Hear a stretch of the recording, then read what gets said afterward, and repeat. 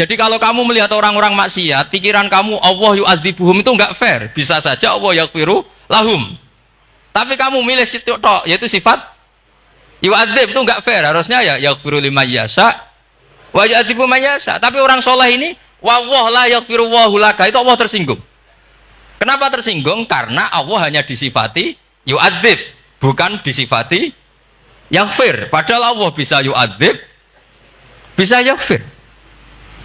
Sehingga Wahsy ketika seperti itu, dia qatilu ahabbin nas ila Rasulullah, yaitu Wahsy adalah qatilu Hamzah. Ketika Nabi da'a alaihi, tidak usah diterjemah, itu sama Allah malah Wahsy dikasih taubat. Bahkan turun ayat laisa laka minal amri syai'un aw yatuba alaihim aw. Jadi kita melihat ahlul maksiat, oke, kita tidak cocok dengan mereka, tapi tidak cocok tetap berharap mereka taubat. Kita tarbiyah, karena kita tidak boleh nyifati Allah yu'adzibuhum qatan. Mungkin ramelok dadi pangeran kok muni qatan. Isa wae Allah yaghfiru lahum. Itu pelajaran bagi kita. Jadi ternyata si soleh tadi ditegur sama Allah. Kamu tidak bisa seperti itu. Mangdal ladzi yata'alla alaihi, yata'alla itu corong Jawa sumpah serapah. Kok iso aku mbok sifati u'adzib tok, wong aku iso aghfir. Makanya di Quran itu ada wa yu'adzibal munafiqina. Ayatnya apa? Insya'a au yatuba. Nah, ini dalil-dalil napa? Kalau jenengan mendukung Islam napa?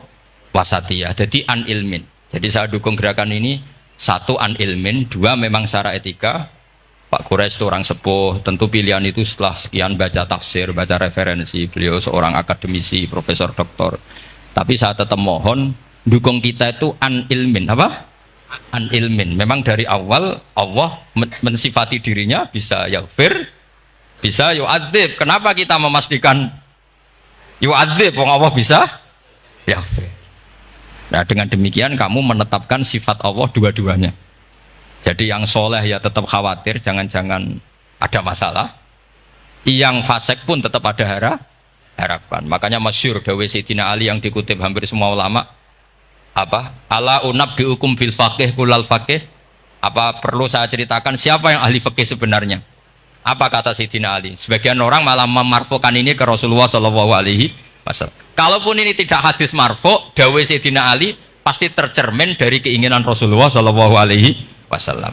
Ketika Nabi ditanya, siapa itu al-faqih kul al-faqih atau Sayyidina Ali? Malam yuknitin nas min rahmatillah walam yu'amminhum min makrillah. Apapun kondisinya orang, jangan putus asakan dari rahmatnya. Jika Nabi itu pernah sangat serius ngadepi orang-orang fasik, tapi setelah dimultazam sama Allah ditegur, kalau kamu begitu rahmat saya kata Allah kamu batasi. Semenjak itu Nabi terus rileks. Dan Nabi kalau ibadah itu mesti milih yang paling gampang. Ma khayyara Rasulullah sallallahu alaihi wasallam amrayni ilakhtara apa? Aisarahuma, pasti milih yang paling gampang. Termasuk Nabi unik itu tofa rohiban. Semua sahabat itu tofu musyatan, semua tawaf secara jalan. Tapi Nabi tofa rogiban. Jika kata ulama-ulama usul fikih, afdal mana? Ya afdal tawaf secara jalan, karena al-ajur bi qadrit tak. Tapi untuk Nabi itu afdal tofa rogiban. Kenapa? Karena Nabi adalah muallimul ummah, pengajar umat. Kalau Nabi tidak tofa rogiban, maka orang akan bilang syarat sahnya tawaf harus jalan.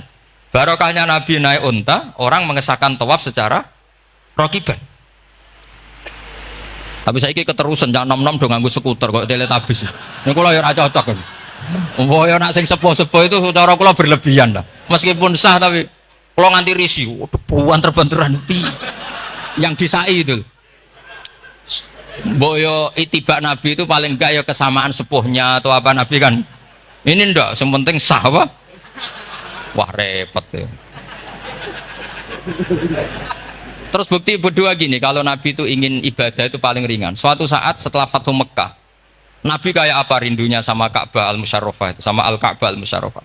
Nabi saking rindunya minta sama Abu Tolhah al-Hajabi itu. Minta Utsman bin Tolhah al-Hajabi. Utsman namanya itu. Minta kunci terus masuk Ka'bah. Itu keluar dari khimah, itu Nabi senangnya bukan main. Karena Fathu Mekah. Lebu Ka'bah senangnya bukan main. Tapi setelah keluar dari Ka'bah, itu kelihatan hazinan, kelihatan susah, tersiksa. Ditanya sama Sayyidah Aisyah, kenapa engkau gelisah padahal tadi kelihatan senang? Wadidtu anni lam adkhul. Saya suka andikan tadi saya ada masuk Ka'bah.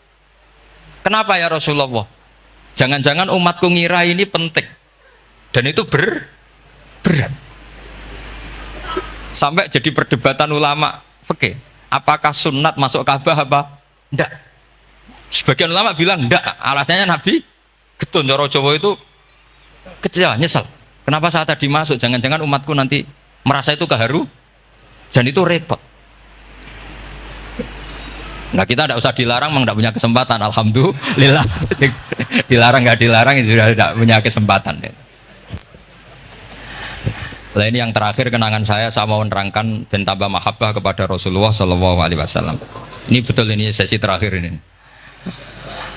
Begini, salah sun mangkun nafihi wajadah halawatal iman. 3 hal ini kalau ada pada kamu atau pada siapa saja, maka menemukan halawatal iman, manisnya iman. Ini mungkin yang jarang dijelaskan orang adalah manis itu apa? Kata Ibnu Hajar al-Asqalani sebagai pensarah Bukhari, termasuk manisnya manis adalah al-iltizat al-aqli, merasa nyaman secara berpikir. Nanti saya bacakan takbirnya sebelum saya tutup ngaji bareng ini. Begini misalnya, kita ngikuti Nabi Muhammad SAW. Tentu beliau punya al-jamalul wajhi, Nabi itu orang paling ganteng. Tentu beliau punya al-jamalul sauti, suaranya Nabi itu luar biasa. Tapi yang paling luar biasa tentu al-jamalul akli, akalnya Nabi itu luar biasa jamal, luar biasa indah. Artinya gini, andaikan Anda seorang profesor atau seorang alim alama, seorang kiai yang paling alim, terus dikasih tahu Nabi, misalnya dikasih tahu Islam, sing gawe donya iki iku Fir'aun, kan mesti tersiksa. Logikanya gimana? Wong Fir'aun lahirnya di bumi kok bikin bumi, kan dulu buminya timbang. Mesti ra iso turu sampean. Iki ajaran nopo ra iso turu. Tapi ajaran ini mengatakan sing gawe alam raya ini Allah. Allah itu awal, Allah itu qadim. Kan terus iso turu, wis adone lah. Nek sing gawe luwih dhisik. Paham ya? Terus sing gawe ku ala kulli syai'in qadir, wis adone lah. Jenenge gawe alam mesti ala kulli syai'in qadir. Nah terus misalnya diajak paham ateis. Alam ini ndak ada, kemudian ada.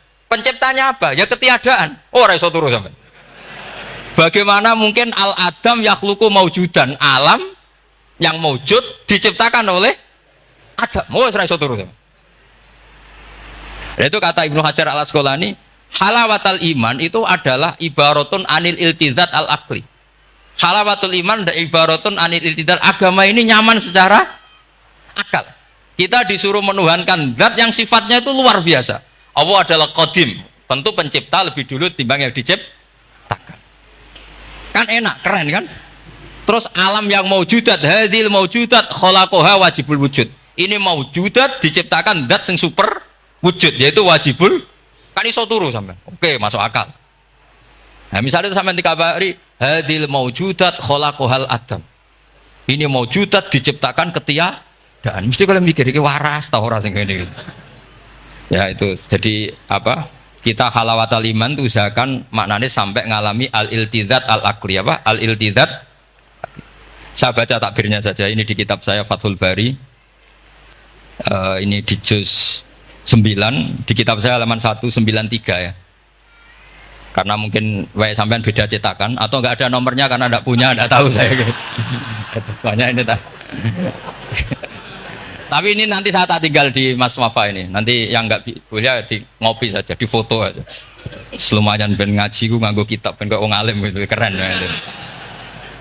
Saya baca Bismillahirrahmanirrahim. Halawatul iman. Beliau ngendikan wa yaltaddu bidzalika iltizazan aqliyan. Jadi orang merasa nyaman secara iltizazan aqliyan, akalnya merasa nyaman. Idzil iltizat al-aqliyu idrakuma huwa kamalun wa khairun min haitsu huwa kadzalik. Jadi beliau mencontohkan gini, kamu disuruh minum obat. Beliau contohnya itu kamu disuruh minum obat. Tentu secara watak kamu tidak senang karena obat itu pahit. Tapi kamu merasa nyaman setelah sakit minum obat, merasa nyaman karena ada harapan sembuh. Jadi watak kamu tidak senang, lidah kamu tidak senang karena pahit, tapi akal kamu senang. Wah enak aja, bar disuntik, bar diinfus, bar minum obat. Berarti itu namanya iltizazan aklian, akal kamu merasa apa? Nyaman karena telah melakukan sesuatu yang sesuai akal. Tak baca ya, misalnya al murad bil hubbi huwa al hubbul akli alladhi huwa itharu ma yaqtadi al aqlu salimu rujhana wa in kana ala khilafi hawan nafsi kal marid yu'afu ad-dawa bitob'i fayan faru anhu wa yamilu ilai bimuqtado akli. Kayak kita sakit tentu dioperasi itu tidak seneng, bayang wedhus apa usus dewedel-edel kan nggak seneng secara hawan nafsi, paham ya? Tapi secara akal karena kamu divonis usus buntu, seneng mana setelah dioperasi sama sebelumnya? Lah seneng dioperasi itu namanya al-iltizat al-akli. Ini kata Ibnu Hajar al-Asqalani.